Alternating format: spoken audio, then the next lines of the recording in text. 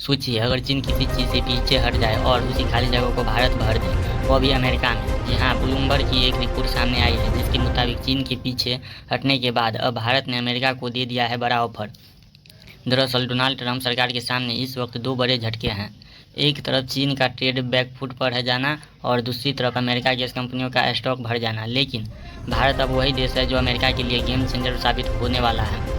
भारत और अमेरिका के बीच रिश्ते सिर्फ रक्षा या टेक्नोलॉजी तक नहीं है, बल्कि एनर्जी सेक्टर में भी एक नई कहानी शुरू होने जा रही है।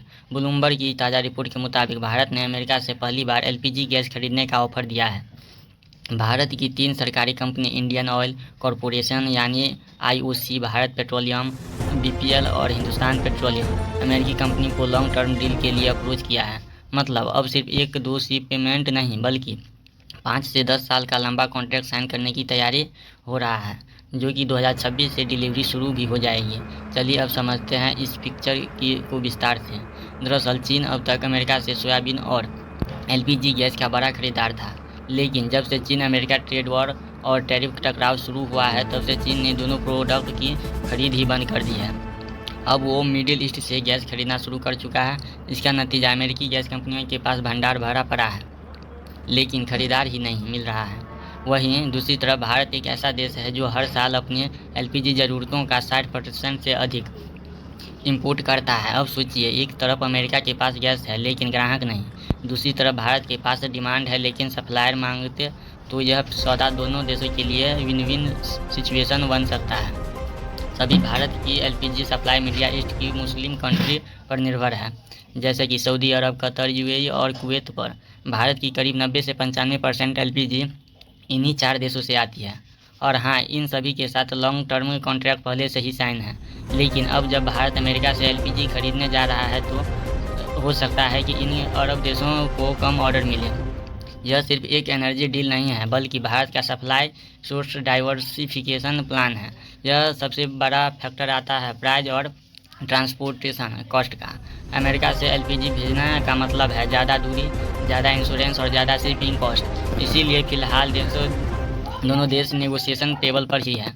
भारत चाहता है कि प्राइस मिडिल ईस्ट के बराबर रहे, तभी यह कॉन्ट्रैक्ट फ़ायदा का सौदा साबित होगा। यूएई कंपनी भी उत्साहित है, क्योंकि चीन की जगह भारत उनके लिए एक नया बड़ा कंज्यूमर मार्केट बन सकता है। अब भारत के लिए कई फ़ायदे होंगे। पहला, मिडिल ईस्ट पर निर्भरता कम होगी।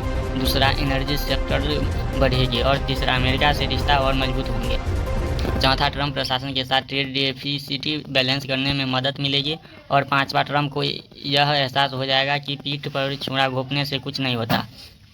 भारत अगर किसी से दोस्ती निभाता है तो वह पक्की निभाता है। देखिए, अगर आप ट्रैक करें तो भारत पिछले कुछ सालों से एनर्जी डिप्लोमेसी पर बहुत स्ट्रॉन्ग तरीके से काम कर रहा है। रूस से सस्ता ऑयल लेना, यूएई और सऊदी से लॉन्ग टर्म डील साइन करना और अब अमेरिका को एलपीजी का ऑफर देना, यह दिखा रहा है कि भारत अब खरीदार नहीं, प्लेयर बन चुका है। और यह कदम सिर्फ एनर्जी सेक्टर में नहीं, बल्कि स्ट्रेटेजिक बैलेंसिंग का हिस्सा है।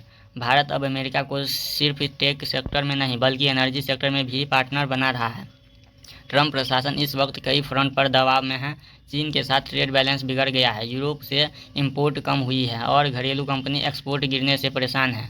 ऐसे में भारत की यह पहल ट्रंप के लिए एक पॉलिटिकल विन और इकोनॉमिक ऑक्सीजन दोनों साबित हो सकती है।